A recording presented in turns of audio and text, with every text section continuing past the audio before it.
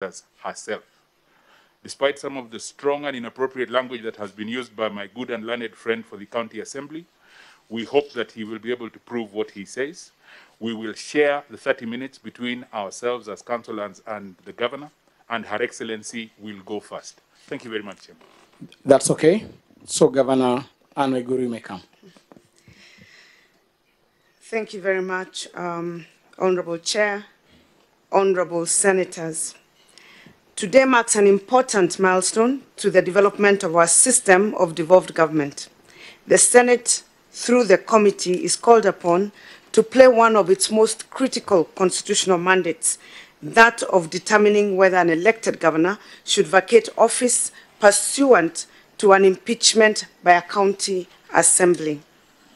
Let me state at the outset that I believe in the right of the members of county assemblies to carry out oversight over the executive. I believe it is their legitimate right and constitutional duty to impeach a governor if and when the circumstances exist to justify such an impeachment.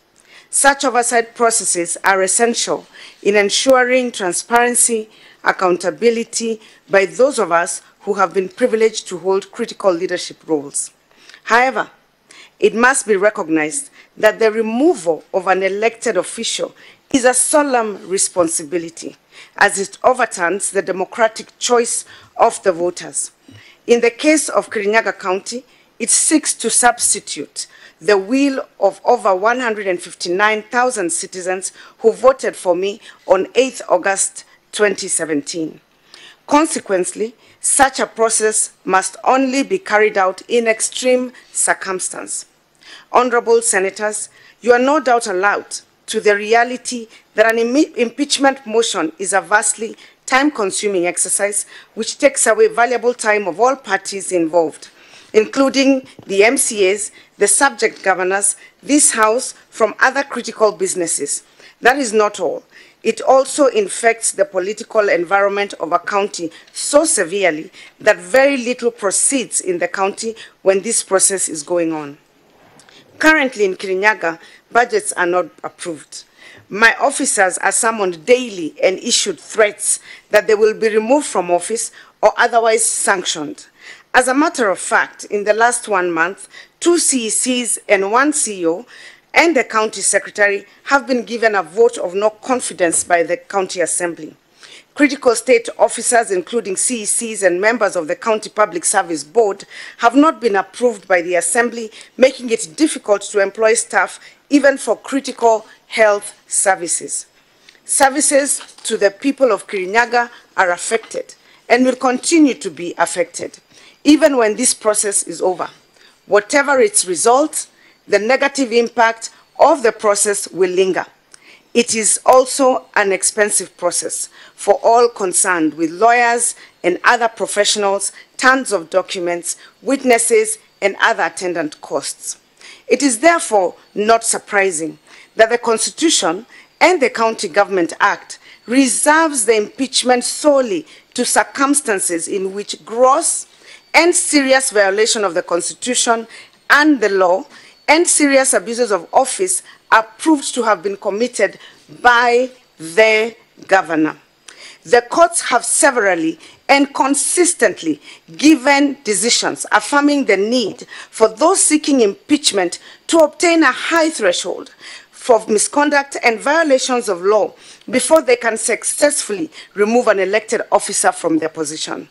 Impeachment and removal from office was never intended and should never be based on falsities, innuendos, rumors, hearsay, conjecture, and certainly not malice.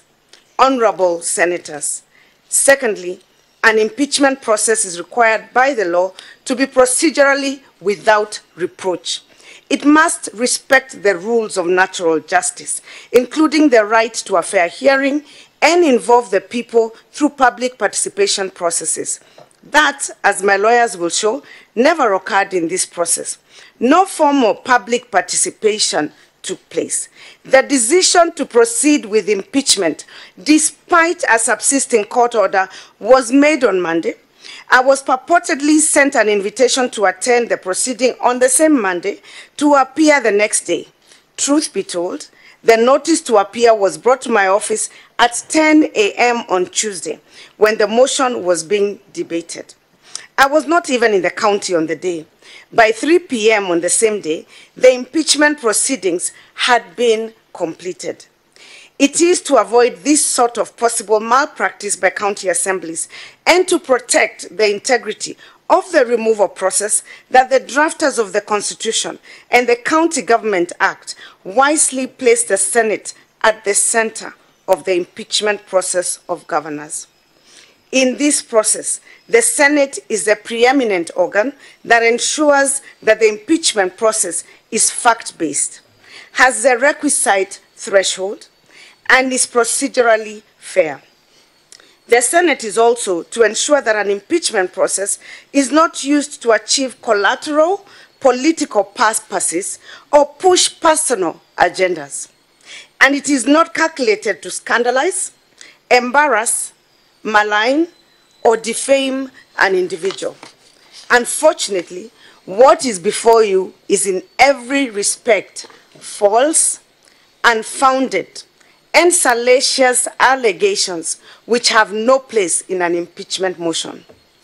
Honorable Senators, my lawyers will be taking you through the allegations that formed the basis of my impeachment.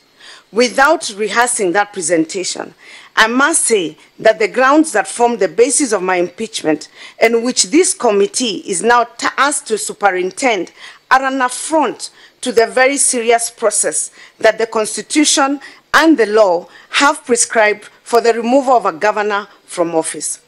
The grounds contain allegations that are obvious falsities, unfounded, and malicious. They relate to minor administrative issues that would easily have been clarified by a routine inquiry. How can anyone justify summoning an entire county assembly and now the Senate, where the allegation asserting gross violation of the Constitution is failing to deliver a state of the county speech at the county assembly, a requirement that does not even exist in the Constitution, not to mention that I actually did deliver 2 states of addresses in both the years that I have been in office, with one scheduled towards September this year. That will be proven. How does the Senate of the Republic of Kenya be called to sit in inquiries into allowances to board members whose approval was made way back in 2014 by the SRC for all boards in the country? How can this honorable House be called upon to sit in review of tenders which were never appealed by the participating bidders, where there was no allegation of malpractice or non-performance or overpricing, and no single allegation that the governor was conferred any personal benefit or that loss was occasioned in the county? I would like to mention on one specific tender, the 50 million tender. This team will be shocked to know there was no 50 million tender given to Velocity, and that will be proven. There was also no 30 million shilling payment to Velocity, another lie done again for intended purposes of ruining somebody's reputation. That again will be proven by my lawyers. You will be shocked to find the allegations even include the purchase of the governor's vehicle, whose budget was duly approved by the same assembly. The purchase was not from a dealer, but from the manufacturers of the vehicle, Toyota Kenya, that supplies government vehicles under a framework contract negotiated by the Ministry of Public Works. Why would the business of Kirinyaga County be stopped at the Senate, as the Senate is called upon to interrogate travel impress? To show the extent of these falsities and the malice, the Assembly knowingly added 3 non-existent entries to the impress lists amounting to 4.6 million. These monies were never paid to the governor. They have no evidence to show that that money was paid. They were false entries to make and malign the name of the governor. Why else would an assembly do that? In their enthusiasm to prosecute the governor, they even allege I did not travel on trips where the leader of majority, the chief accuser in this process, was present and is photographed with me in the US and in Italy during those 2 trips. There can be no higher abuse of the process of impeachment, and indeed no higher abuse of the power of the assembly than the process before you today. Honorable senators, the Senate exists to protect devolution. While this must include strengthening the oversight capacity of county assemblies, focus must shift to protecting governors and county executives from the excessive overstepping of the oversight power of the county assemblies. Most governors avoid impeachment and firing of their cabinets only by bending over backwards to cater to the personal demands and whims of MCAs. Budgets are only passed if allocations are aligned to the personal desires of certain individuals. MCAs go as far as to demand to approve payments to contractors before they are made, contrary to the County Government Act. Failure to keep the MCA's wheels sufficiently oiled can earn you an impeachment. Unfortunately, all these prejudices, service delivery, and development in counties for which the governor is then held responsible. That is our unspoken reality. Unless the Senate deals with this problem with the seriousness that it deserves, not only will anyone worth their name avoid seeking county leadership, devolution will not meet the intentions for which it was established. Honorable senators, I wish to make one final point on the need to retain the integrity of the county assemblies. In the last 7 years, the Senate has invested significant resources in ensuring that the profile of county assemblies is raised so that they can represent the image of effective government at the grassroots for Kenyans. This is extremely important because the county assembly is the closest representation of Wanjiko in the lowest level of governing. It has been the desire of the Senate and those who believe in strong devolved governments to erase the history of councillors in the old local governments who were engaged in fisticuffs and other such unfortunate methods of handling council business and resolving disputes.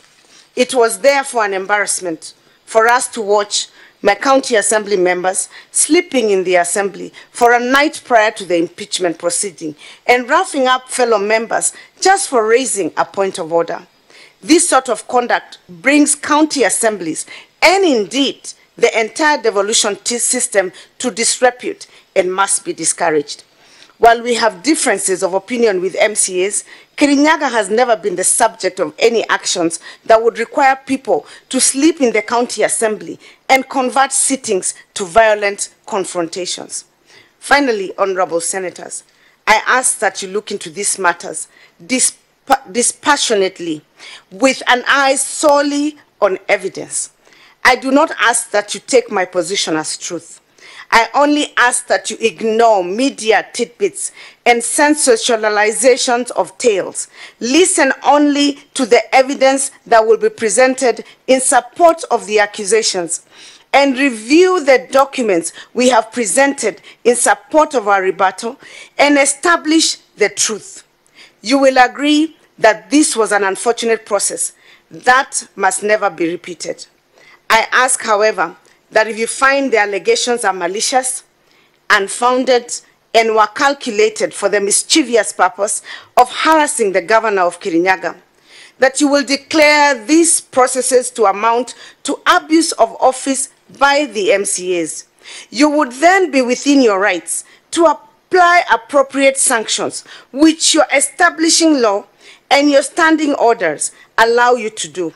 I say this because The Kirinyaga MCAs have made several statements that this is just one of many impeachments they have lined up to ensure they destabilize the county totally.